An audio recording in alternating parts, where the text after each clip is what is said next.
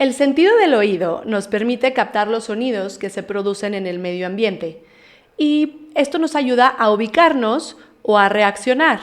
Pero, ¿qué pasaría si escuchamos de más o qué pasaría si escuchamos de menos? ¿Sabías que el sentido del oído es básico para el aprendizaje del lenguaje verbal? Te invito a platicar sobre el sentido del oído y el lenguaje con la doctora Noemí Hernández Altamirano, médico especialista en audición pediátrica.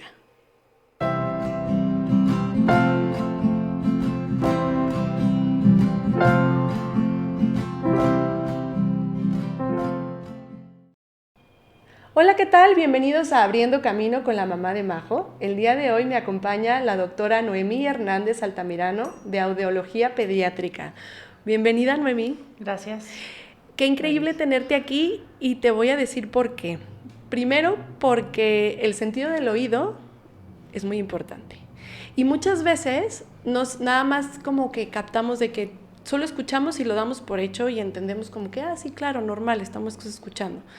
Pero muchas veces no sabemos cómo sucede este proceso y si todas las personas lo hacen de la misma manera. Entonces, primero me encantaría empezar preguntándote, cuéntame, ¿quién es Noemí? ¿Qué hace Noemí? ¿Cuál es tu especialidad? Bueno, yo soy médico, hice medicina y luego hice una especialidad en audiología y foniatría en Ciudad de México. Luego hice una maestría en desarrollo humano y recientemente hice una certificación en terapia auditivo verbal, que es una terapia especial para trabajar con niños con pérdidas auditivas. Okay. Tengo un consultorio privado y trabajo con niños y con adultos también, pero trabajo toda la parte de audición y del lenguaje. Ya, ok. Audiología. Entonces, a ver, ¿tú nos puedes platicar exactamente cómo escuchamos? ¿Cómo es el proceso? ¿Cómo escuchamos? Es un proceso súper interesante. La mayoría de las veces damos por sentada la audición y es como, pues el sonido llega por el oído y ya, ¡fum!, magia, ¿no? Pero en realidad es un proceso súper complejo, súper minucioso y es un proceso nervioso, neuronal, ¿no? Ok. Las orejas, o lo que nosotros conocemos como pabellón auditivo, como el sentido del oído que siempre ponemos la oreja es solamente la puerta de entrada, es la región anatómica por donde entra el sonido que entra como en forma de una onda sonora. El sonido son movimiento de partículas en el aire. Entonces, entra por la oreja tiene, o el oído tiene tres partes: oído externo, medio, interno. Ahí el sonido se conduce y luego hay una parte en el oído interno que se llama cóclea o caracol. En esa zona, en esa región anatómica, el sonido deja de ser un efecto mecánico, deja de ser una onda mecánica en el aire y se convierte en electricidad. Y esa electricidad o ese potencial de acción viaja a través de un nervio auditivo, llega en el cerebro y en el cerebro se procesa el sonido. ¿Qué significa procesar? Significa primero discriminar cuáles sonidos llegaron: sonidos graves, sonidos agudos, sonidos altos, sonidos bajos, sonidos continuos, sonidos pulsados. Es como hacer como una categorización de sonidos y luego es asignarle un significado a cada sonido. O sea, este sonido es de voz humana, este sonido es del aire acondicionado, este sonido es de un animal, este sonido es no sé, cualquier cosa. O sea, el cerebro es el que define y te indica qué es lo que está sucediendo afuera. El sonido es el que le da significado. Perdón, el cerebro es el que le da significado al sonido. El cerebro es el que procesa, es el que dice: esa es la voz de mi mamá, esa es el aire acondicionado, ese es un camión, ese es un perro, esa es la voz de Juanito, el de la esquina, ese... El cerebro, ¿no? Entonces todo lo procesa el cerebro. Entonces, ¿cómo se aprende a hablar? O sea, entonces todo entra por las orejas. Cuando estamos niños, cuando estamos bebés recién nacidos, empiezan las experiencias sonoras, ¿no? Un bebé nace, es más, incluso in útero, un bebé tiene experiencias sonoras. ¿Cuál sonido escucha? Pues el sonido de la voz de la mamá de entrada, que resuena. Y desde la mitad del embarazo en adelante, el bebé ya tiene la capacidad de estar recibiendo sonidos. Entonces, la experiencia sonora empieza desde in útero. Y una vez que nacemos, o una vez que nace el bebé, empieza a tener experiencias sonoras al mismo tiempo que las experiencias de la vida. Entonces, si cada vez que veo a esta persona habla y ese sonido entra a mi cerebro y el cerebro lo empiezas a asociar con la imagen que estás viendo, entonces dices, el bebé empieza a reconocer las voces, empieza a reconocer los sonidos y le empieza a adjudicar significado a cada palabra a través de la experiencia sonora y vivencial. Si yo veo un café y cada vez que me dan esto, me dicen, toma, ¿quieres un café? Ah, pues esto se llama café. Lo relacionas en el automático. Sonido con la imagen auditiva, con la imagen visual, con la imagen sensorial, y entonces se juntan todos los sentidos. El sonido, la vista, el sabor, la temperatura, la sensación de este momento me estoy tomando café, y entonces se empiezan a crear significados. Y es muy complejo, pero es así como se integran todos los sentidos, la vista, el tacto, el olfato.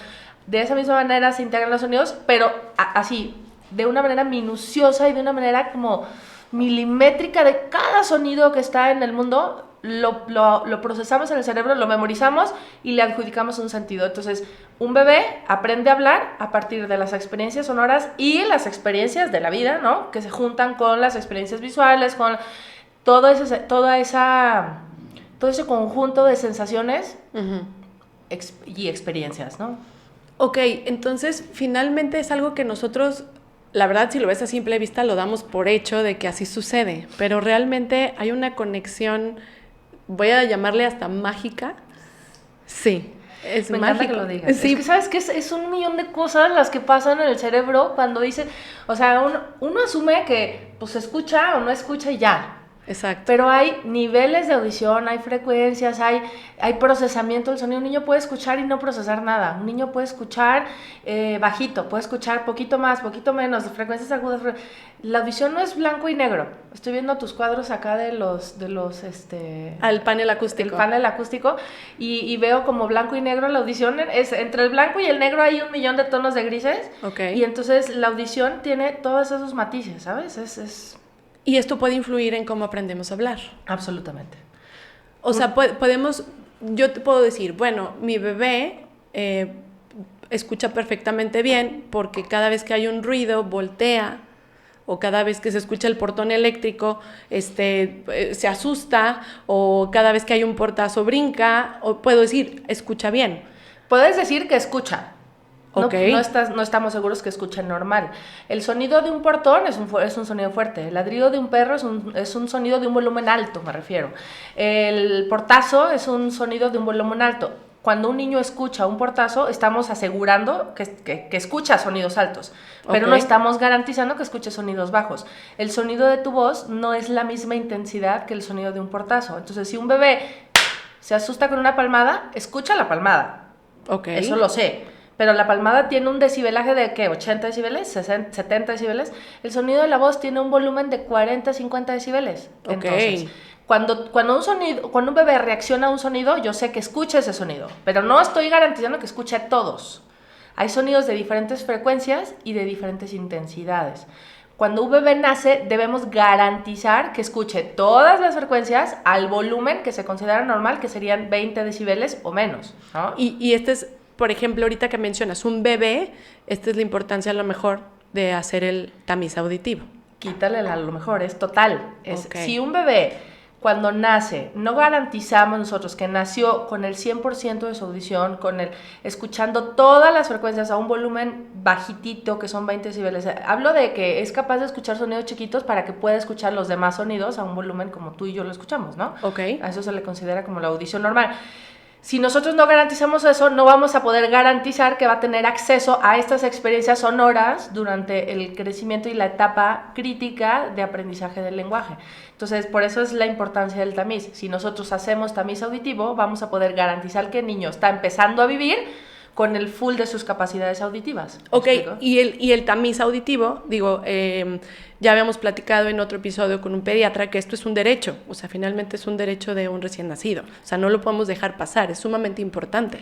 Es un derecho porque existen las posibilidades de garantizarlos, ¿no? Los niños necesitan garantías. Si no hubiera la manera de garantizar la audición normal, pues no. Pero en este momento de la vida donde hay tanta tecnología, es importantísimo que nosotros le demos la oportunidad de decir, bueno, estás empezando a vivir con el full de tus capacidades, órale, ¿no? Dale. Claro. Y si no, ¿cuál es la importancia? Es que si un bebé nace con una pérdida auditiva chiquita, moderada, profunda, total, la que sea, escucha lo que voy a decir. El 100% de los problemas auditivos, el 99%, pero el 99% de los problemas auditivos tiene solución con algo de tecnología. La única excepción es cuando no hay una formación de nervio auditivo o del oído, o no hay oído, ¿no? Donde no hay este nervio, ya no una hay parte este cable. Física que nos va una a hacer... parte anatómica. Anatómica, exactamente, exacto. ¿no? Exceptuando eso, cualquiera de las alteraciones funcionales de la audición se pueden sustituir con tecnología. Okay. Ahora, si las sustituimos al nacimiento, le damos al niño las funciones o la posibilidad de desarrollar su lenguaje como otro niño de esa misma edad. Si la descubrimos a los 5 años, a los 6 años, pues ya perdimos un montón de vida en experiencias sonoras. Pero tampoco es como no vamos a poder hacer nada al respecto. Evidentemente siempre se puede hacer algo, siempre, en cualquier momento siempre se puede hacer algo. ¿Cuándo se puede hacer más? Cuando cuando un bebé está...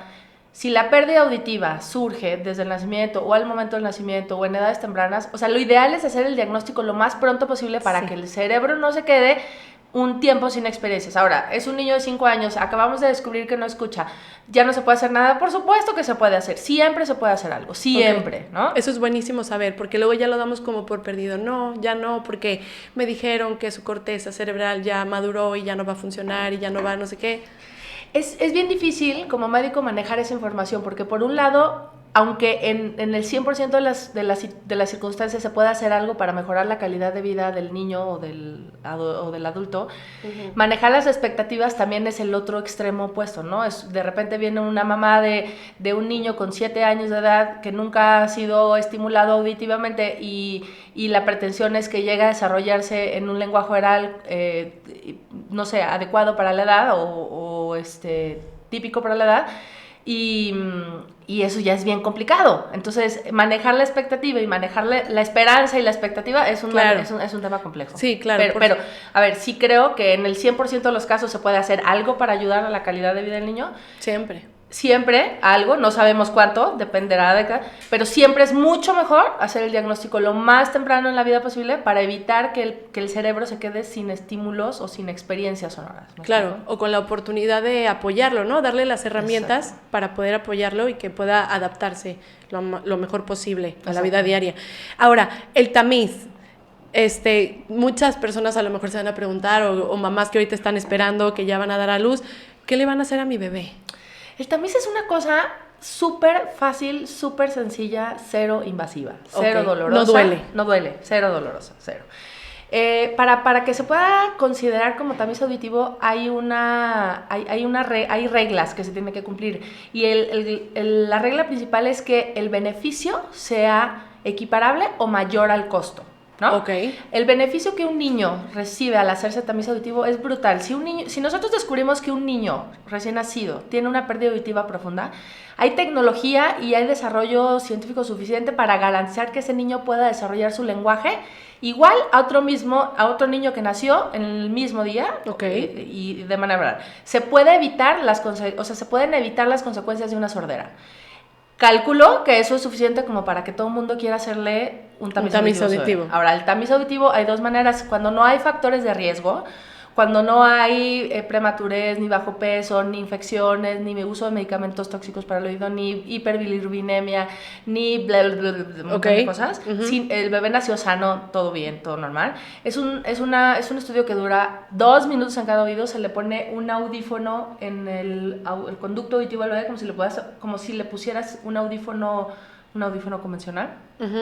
Manda un sonido al equipo, el sonido llega a la cóclea, la cóclea lo recibe, manda una respuesta, el sensor del aparatito que le pusiste lo cacha y dice, sí escucha. Y se acabó. Simple, no duele, nada. O sea, dura 2 minutos en cada oído, punto. Si el niño tiene factores de riesgo, hay que hacer un complemento que es evaluar el nervio auditivo por la probabilidad de daño a otras estructuras. Claro. Y el estudio sigue sin doler, se le ponen algunos electrodos en la frente, en las orejas, es un estudio un poco más largo, el bebé tiene que estar dormido, tiene implicaciones un poquito más largas, pero ni duele, y el costo es absolutamente mucho más... ¿Económico? No, me refiero al beneficio es mucho más grande que el costo. El beneficio que un bebé recibe a ser diagnosticado de manera temprana es enorme comparado con el costo que a cualquier familia le puede causar.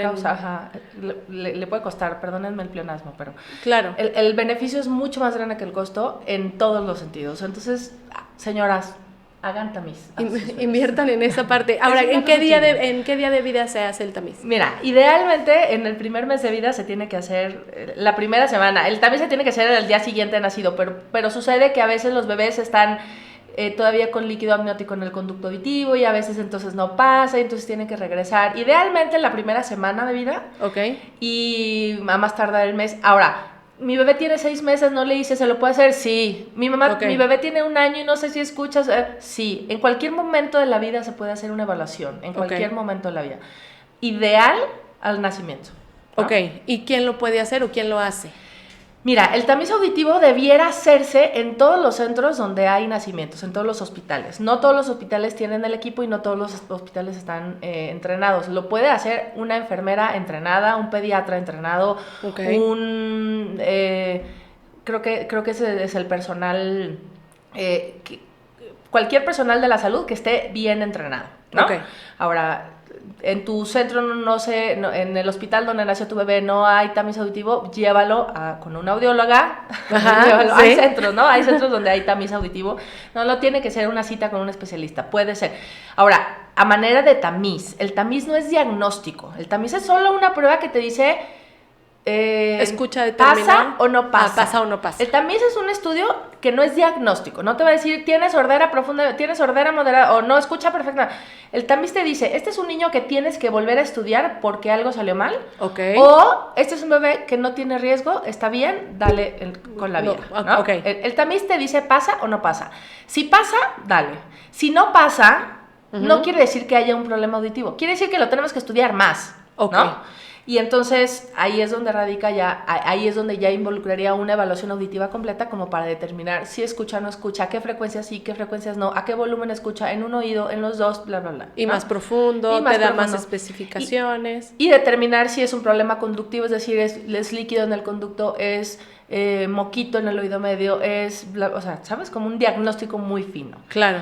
Algo muy importante con el tamiz auditivo es que es súper importante. Si un bebé tiene factores de riesgo para hipoacusia es disminución de la audición, y voy a hacer un paréntesis, los factores de riesgo para hipoacusia en un recién nacido son prematurez, bajo peso al nacimiento, infecciones perinatales, estancia en la unidad de cuidados intensivos neonatal por más de 5 días, uso de medicamentos que son tóxicos para el oído, que normalmente cuando los niños son prematuros y tienen complicaciones se pueden usar, ¿no? Como frecuencia. Sí.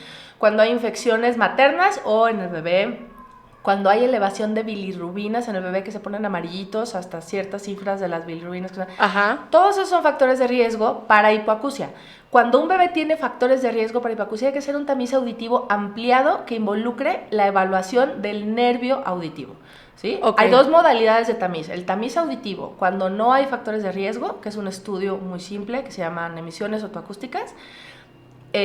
O sea, sí o sí se debe de hacer. En el 100% de los niños se les debe de hacer. Cuando no hay factores de riesgo es un tamiz auditivo convencional. ¿No? Y cuando hay factores de riesgo se tiene que hacer tamiz auditivo ampliado que involucra la evaluación del nervio auditivo porque tenemos que ser como un poco más cuidadosos. ¿No? Ok. Ahora, ya hicimos un tamiz de recién nacido y todo. Ahora el niño empieza a crecer. Esto tampoco me garantiza que como ya le hicimos un tamiz de inicio, que no vaya a tener a lo mejor una situación en un futuro auditiva. Podemos seguir revisando, no pasa nada, o sea, si notamos algo, podemos acudir nuevamente al audiólogo. O sea, este tamiz no me va a garantizar de primer momento que aquí yo ya la libré. Claro, no es como, o sea, nos garantiza que no hubo, el tamiz auditivo o la evaluación al nacimiento nos garantiza que no hubo un problema al nacimiento. Pero los problemas auditivos pueden surgir en cualquier momento de la vida. Un niño puede nacer perfectamente sano auditivamente y en el transcurso de los años perderla. No quiero ser catastrófica, no quiero ser paranoica, señoras, no quiero sonar como... Claro. Como sí, ¿no? Que claro que va a pasar o algo así. No se trata de eso. Claro. Se trata de vigilar la audición. Así como una mamá vigila que el niño vaya cambiando sus alimentos y vaya comiendo y masticando y deglutiendo. Así como una mamá vigila que ella aprenda a caminar y que suelta el pañal y que vaya logrando cosas. Así como una mamá vigila que está aprendiendo a hablar, ¿verdad? Así hay que vigilar la audición. ¿Por qué no?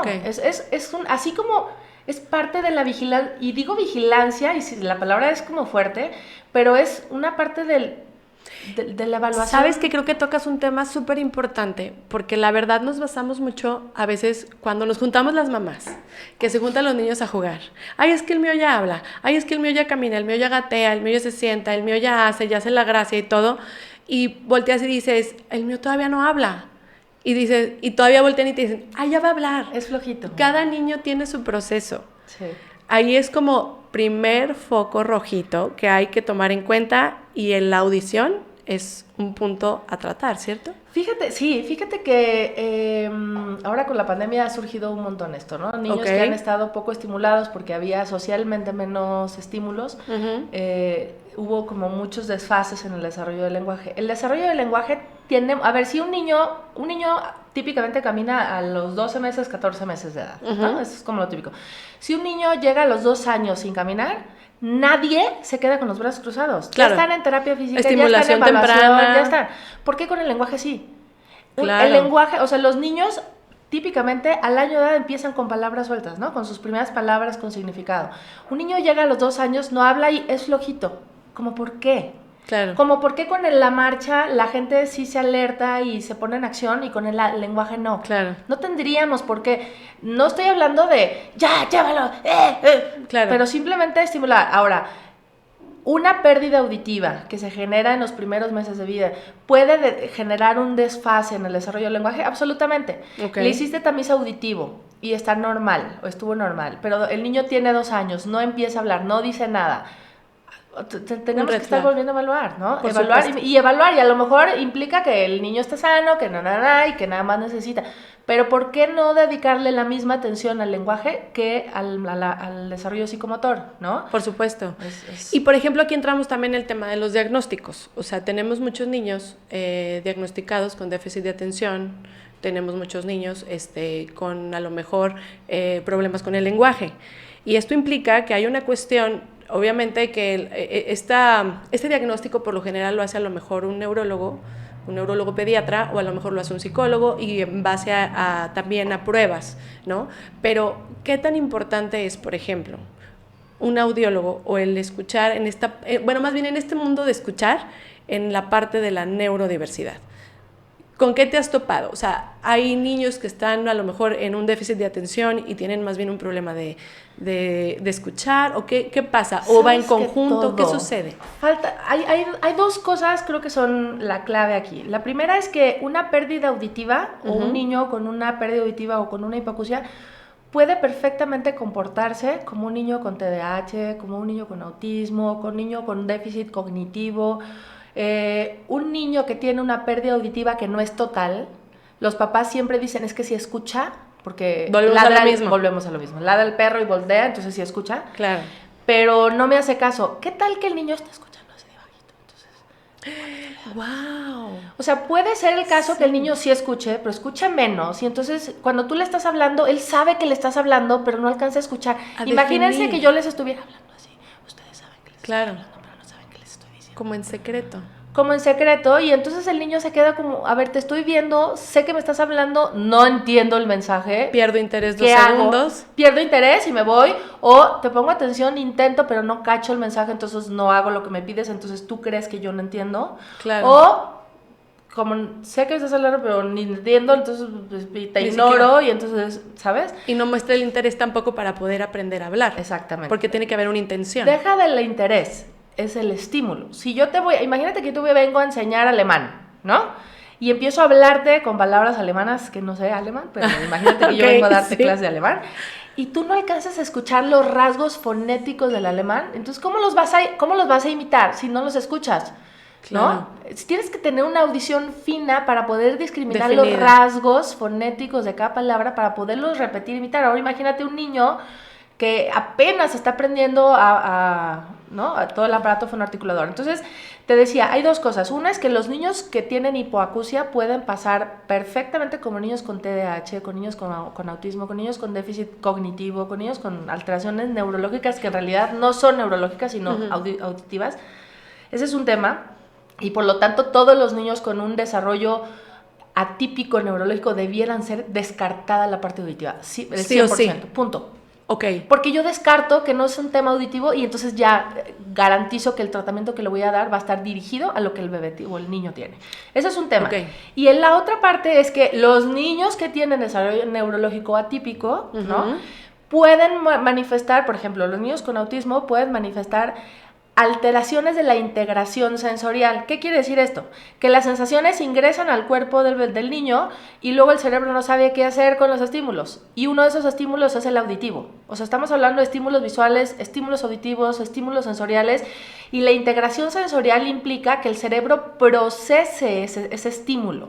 Yo te decía al inicio, ¿cómo funciona la audición? Pues el sonido ingresa, llega al cerebro, el cerebro lo procesa. Determina. ¿No? Entonces, una alteración de la integración sensorial auditiva, en este sentido, implicaría que el niño recibe el sonido, pero no sabe procesarlo, es decir, no sabe qué es, no sabe decir, es un sonido que no me interesa, lo voy a ignorar, o es un sonido que sí me interesa, le voy a poner atención, o es un sonido que me molesta, me voy a girar para que no me moleste, es un sonido que no alcanzo a escuchar, me voy a acercar para escucharlo. Nosotros los adultos que tenemos audición normal, ahorita antes de entrar a la charla me preguntabas, que si no había algún... como ponerle mute a los ruidos. No si había algún como dispositivo que me ayudara a ponerle mute a todo para que solo se escuchara el sonido de la voz. Eso lo hacemos con el cerebro. Exacto. Las personas que tenemos audición normal. Con el cerebro atenúas los ruidos que no te importan, le das más prioridad al sonido que te interesa. La tecnología trata de imitar, ¿no? Y con micrófonos direccionales y con atenuadores de ruido y con, ¿sabes? Claro. Hay muchos elementos, pero no hay nada como el cerebro que te diga no. Claro. Entonces, un niño con autismo, un niño con un desarrollo neuroatípico puede tener esta alteración o no ha desarrollado la habilidad para integrar y procesar los sonidos los estímulos auditivos y entonces mostrarse irritados o intolerantes a estímulos sonoros, ¿no? Ok, entonces también los autistas en específico, porque sabemos que su filtro o su manera de procesar esta información que entra por los oídos va a ser diferente, de manera distinta. Hay autistas que los tienen súper sensibles y hay autistas que los tienen a lo mejor que solo escuchan el ruido y siguen adelante, vaya, a lo mejor no es tan que les moleste. Pero el audiólogo, ¿cómo puede ayudar a un autista, por ejemplo? Lo primero sería descartando un problema de hipoacusia, ¿no? Ok, que no escucha bien. Que no escuche bien o que no... Imagínate, porque aparte pueden coincidir. Es como, hay veces, o sea, no sé, es cuando de repente tienes un cólico y tienes gripa. Son dos cosas diferentes y coincidieron en el mismo momento. Tiempo. Puede pasar, ¿no? Sí. Entonces puede haber niños que tengan hipoacusia y que tengan autismo... Pues puede pasar, ¿no? O sea, una cosa no te exime de las otras. Correcto. Entonces, lo primero que tendríamos que hacer es descartar que no haya un problema auditivo. En un niño recién nacido, en un niño de 1 año, de 2, de 3 años, primero descartar que no haya un problema auditivo. Ahora, en un niño con diagnóstico de audición normal, que tiene autismo, ¿cómo podríamos trabajar? Creo que la parte de la integración sonora, y eso no lo hace el audiólogo propiamente, lo hacen las terapias, pero creo que la terapia de estimulación auditiva para integración sensorial, no existe tal cosa como estimulación auditiva. Ay, sí, yo dije, ¿dónde? No existe, bueno, incluso se me está ocurriendo ahorita. Ajá. No, pero me refiero a que creo que la conexión está en la comunicación entre el audiólogo con el terapeuta. Para explicar estos procesos auditivos y que el terapeuta pueda trabajar poco a poco la integración de los sonidos, creo que eso podría ayudar. Bien interesante. Eso se me hace súper importante e interesante porque finalmente los autistas, vuelvo a lo mismo, por esta... pues ahora sí que es una saturación de todos los estímulos al mismo tiempo, que es lo que les impide a lo mejor aprender a hacer muchas cosas desde la escuela, pero desde lo mínimo, desde el habla. Ahora, fíjate, ahorita que estás diciendo esto y pegándolo un poco a lo que decíamos hace poquito es, cuando estamos ante un niño con estas características que se siente abrumado con todos los estímulos, nosotros adultos tendríamos que estarle limpiando la señal auditiva. No somos conscientes y eso yo estoy segura que las mamás no lo hacen porque no lo saben. Los adultos en general no estamos conscientes del ruido constante al que estamos expuestos todos los días en todos los ambientes sonoros. En un ambiente sonoro silencioso como este, no hay mayor problema, porque la única señal que tú tienes que procesar en tu cerebro es mi voz, punto. Y es lo que te interesa en este momento. Claro. Pero imagínate que en este momento estuviera mi voz y estuviera la tele encendida y estuvieran los hermanitos gritando y estuviera la licuadora funcionando. Son un montón de ruidos que el cerebro tiene que limpiar.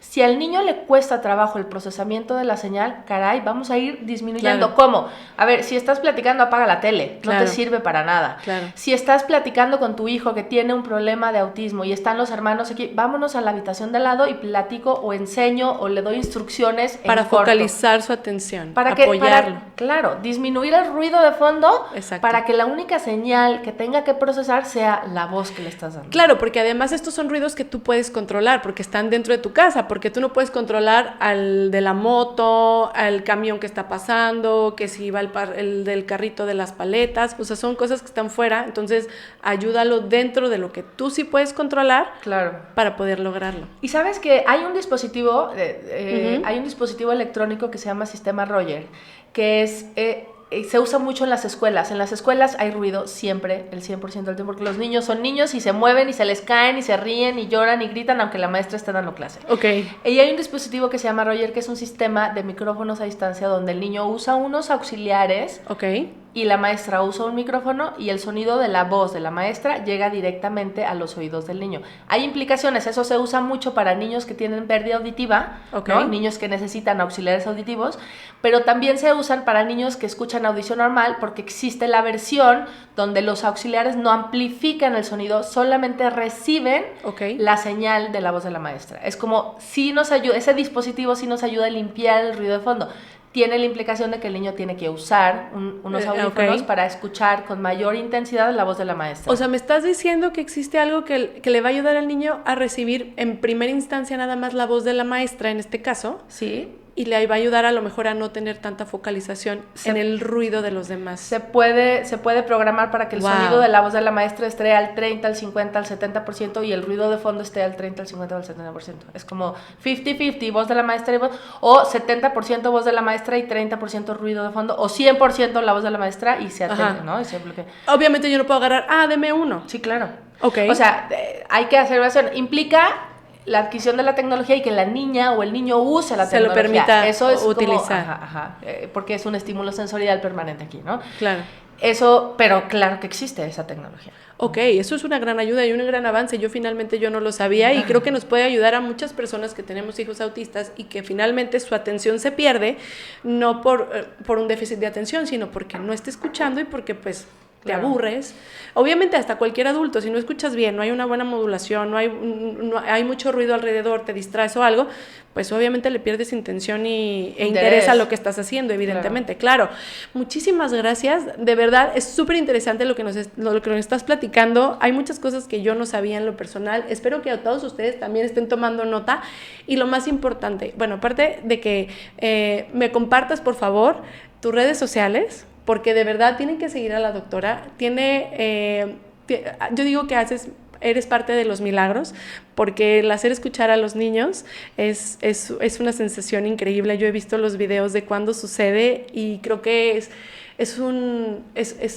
la verdad es inexplicable la sensación que se siente al lograr que un chiquito pueda escuchar la voz de su mamá o lo que está sucediendo alrededor. Me parece increíble tu trabajo y tienes un consultorio hermoso, también me encanta esta parte, es súper fan de los submarinos y del mar. Muchas gracias por acompañarnos, compárteme, ¿dónde te pueden encontrar? Tus redes sociales, platícame. Primero, déjame, te agradezco rapidísimo. Es de verdad que me siento bendecida al dedicarme a esto que me dedico. La vida me ha traído como por muchos lugares y el punto en donde estoy me siento muy bendecida porque sí, en efecto es una cosa muy bonita que creo que al final es la ejecución del trabajo de millones de personas que se dedican a investigación, que se dedican a un montón de cosas y al final lo que sucede en el consultorio es el resultado del trabajo de millones de personas que se dedican a esto. Y que creo que sí soy bendecida al dedicarme a esto, ¿no? No fue una elección, porque yo dije que nunca, la verdad es que ha sido como casualidad. Sí. Y la verdad es que sí, lo disfruto mucho y me gusta mucho. Me pueden encontrar en Instagram, estoy como doctora, es dra.noemi_audióloga y en Facebook como doctora Noemi Hernández. ¿Tu consultorio? Mi consultorio está en el Hospital Real San José de Vallarreal. El teléfono es 33 2300 39 76 y 77. Sí, no te preocupes, de todas formas aquí va a estar apareciendo. Muchísimas gracias, me encantó tu visita. Te voy a seguir y yo creo que seguramente pronto voy a hacer la cita contigo. Vamos a hacer cosas juntas. Sí, vamos a hacer muchas cosas juntas, vamos a llegar a más, es la intención. Y lo más importante, y recuerden todos ustedes, que cada vez que se abre un camino, se abre una nueva oportunidad. Muchísimas gracias. Gracias a ti por la invitación. Al contrario, gracias.